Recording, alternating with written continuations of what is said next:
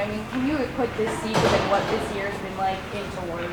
Well, first of all, the season went by pretty quick. When you kind of really step back and take a breath and think about the season, it went pretty quick, and that was a good thing. The guys did a great job on getting to check the last box, and now it's a time to enjoy it.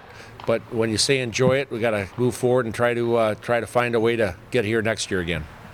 Can you reflect on the accomplishment now that you've had a couple days of being the first head coach to win in his first year? Well, you know what? I really don't like to do that. I swear to God, it's not about me, and it's about the team and the staff and everybody putting it together and doing it. And people have always asked me that, or it's a great accolade. Don't get me wrong, but we don't get caught up, or I don't get caught up in that side of it. It's what we accomplished as a team here, and I firmly believe that. And it's that team first mentality that we had all year.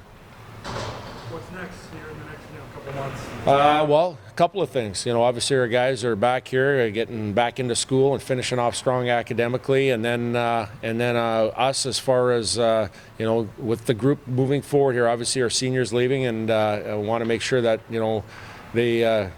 they know that how much that we respect what they did for our program, but getting our group dialed in and what we have to do next year and to have success. So we'll put the plan in place as far as what we want. What are some of the conversations that you might have with the guys that could go pro, could come back? I mean, how are you trying to sell them on, hey, come back here and maybe we can do something special versus going pro? And maybe that's a great question. I think the first thing is it's not so much selling them about coming back here. I think when Brock Besser makes a statement like a day after he gets back here and emphatically and strongly says, hey, I want a chance to do this again next year, that says a lot. After the season that he had, and again, we're excited about that. What we tell our players is you're going to have options going forward. Make sure you make informed decisions, and when you do that, Take a deep breath, look at everything from the inside and out, and again, at the end of the day, make that decision with your head and your heart on why you should stay or why you should go. And again, when the players that came here, that got recruited to play here, they picked North Dakota for a reason, because it was in their head and their heart. It's going to be the same process going forward here as far as whether you should stay or you should go. Will you meet with everybody kind of on an individual basis? Yeah, I've met with a lot of the guys so far. I want the guys to have a little bit of time on their hands right now by themselves. But I've picked away at a few different guys since we got back, and we're going to have formal one-on-one meetings here coming up shortly to review the season, what they've had, how they have done, and what they need to work on, and what we need to do next year to have success. So those one-on-one meetings will come here shortly. I heard you mention Dave Haxtell's name, the former coach of the Tech. And what did he mean to this year's team? Well, he meant a ton. Like he made a huge impact on our group here. He has a real good relationship with a lot of these players here because he was part of the recruiting process with them, and obviously shaping our culture.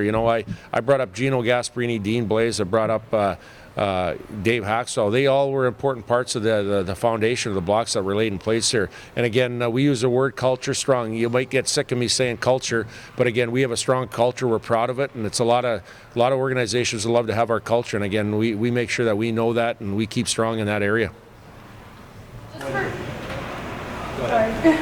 Just for the city of Grand Forks and what everything's meant. I mean, you got off the plane on Sunday and you were immediately greeted with fans, and there were 6,000 plus people here.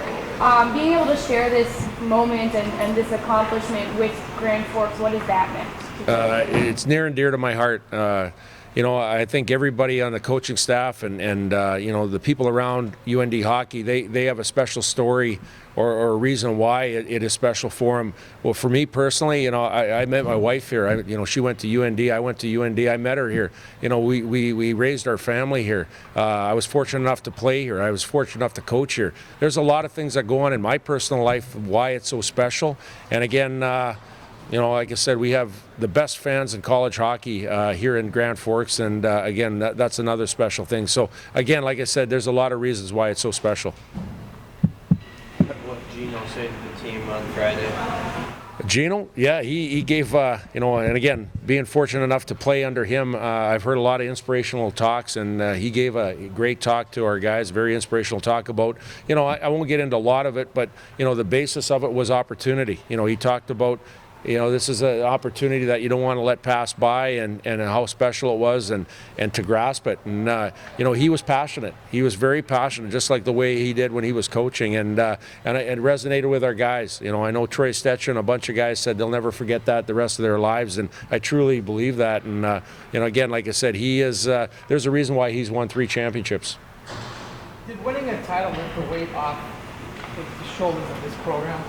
Well, yeah, I don't know if it's lifted the weight off the shoulders of the program. I know there's always, the stigma of not finishing it or winning a championship in 16 years. Like, a lot of good things have happened here. We've won a lot of games. We've won a lot of titles, hung a lot of different banners, and I know everybody gets measured by a national championship, and I think that's okay, but at the end of the day, I think it's how you perform on a daily basis to get to where you're at. And yeah, it's nice to win that 8th title, and again, we're happy about it, but it's about doing the little things, and we've done a lot of good things here in the past years, and we want to keep doing that.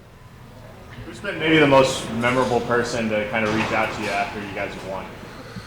Well, obviously, Coach Hackstall. Like, when I first got back to the hotel from the rink, and a lot of stuff was going on. There's a lot of, media and, players and different things was going on. I got back to the hotel, got into the room, went into the back room there and called him up. And I think that 20-minute conversation of just talking to him was a big deal. And I thought that was very, very impactful. And again, I'm glad I did that.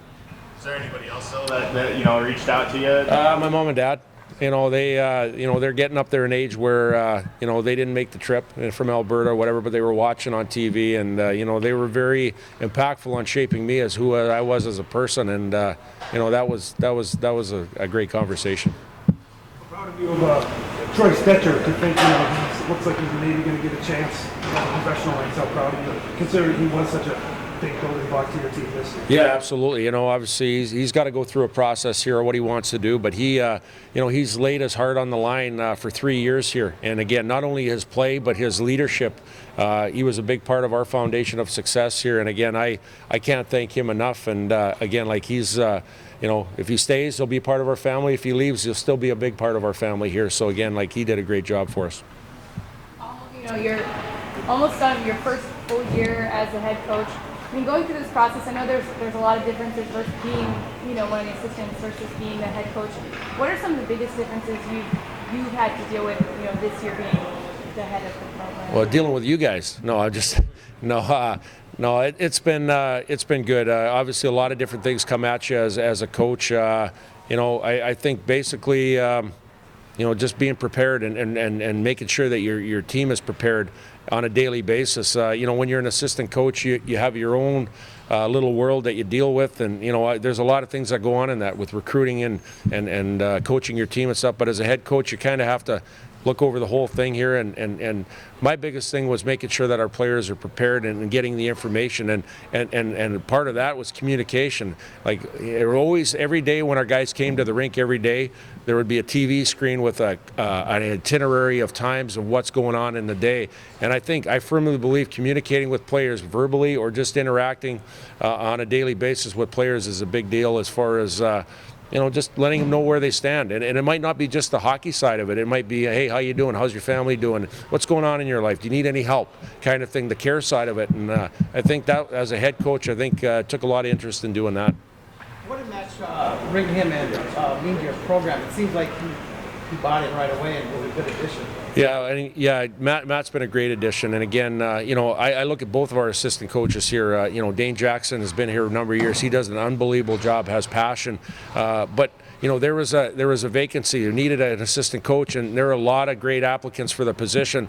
But I needed to have somebody in here that could add to the program. And again, when a friend of mine said a long time ago, he goes, make sure if you're ever a head coach, make sure that you try to get somebody in here that's a great person and somebody that can add to the program right away. And that's what Matt did. He brought professionalism, he brought experience, and again, he was a big part of our success here too. Thanks, Brad. Thanks, Coach.